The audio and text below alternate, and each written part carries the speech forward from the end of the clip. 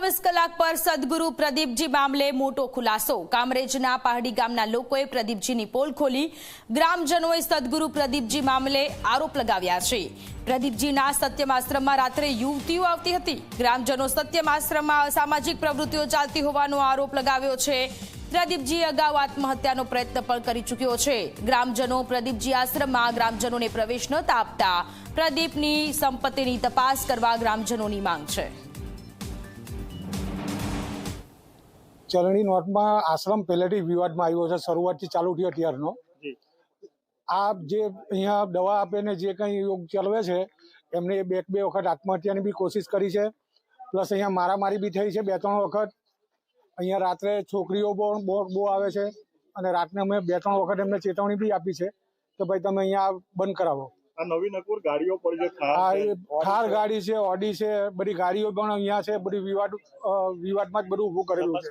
તપાસ એની બી થવી જોઈએ, આવકમાં બી એને તપાસ થવી જોઈએ। ગ્રામજનોને આવવા દેતા હતા લોકો? નહીં, ગામ કોઈને નથી આવવા દેતા।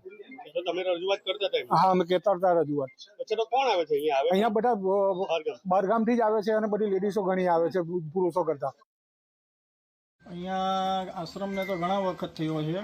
અહીંયા પ્રવૃત્તિમાં પહેલાં તો એવું કહેતા કે મહારાજ છે તે દવા આપે છે ને આમ તેમ કરે છે, પણ રાત્રે ઘણીવાર છોકરીઓ પણ 12-1 વાગે અમે ફરિયામાં રખડતા જોઈ છે। 1-2 વખત ફરિયાદ પણ કરી છે કે ભાઈ આ છોકરીઓ આ રીતે જાય છે અને આ ફરિયામાં છે, ભવિષ્યમાં કંઈક એનું પરિણામ ખોટું આવશે તો એની જવાબદારી તમારી રહેશે। આ જે મહારાજ છે તે મૂળ ક્યાંના છે અને કંઈક આયુર્વેદિક ને કંઈક યોગા કરાવતા? મૂળ કાઠિયાવાડના છે અને કંઈક આયુર્વેદિક દવા આપે છે એવી વાતો। કેટલા સમયથી આશ્રમ ચાલે રાકેશભાઈ? લગભગ છેલ્લા 10 વર્ષ થઈ ગયા। આગળ કોઈ વિવાદ થયો છે અહીંયા? અગાઉ વિવાદમાં તો ગામના માણસોને અંદર એન્ટ્રી આપતા નહોતા અને દરવાજા કાયમને માટે બંધ હોય। અને મહારાજે આગળ પણ સુસાઇડ કરવા માટે બી પ્રયત્ન કરેલા હતા અને એ પણ એક બહુ મોટો વિવાદ પેપરના પાને ચડેલો હતો। આ નકલી નોટો રેકેટ પકડાવી છે, આ આશ્રમની સંડોવણી બહાર આવી છે, ગામ માટે કેટલું કલંક? અમારા ગામ માટે બહુ મોટું કલંકરૂપ છે આ।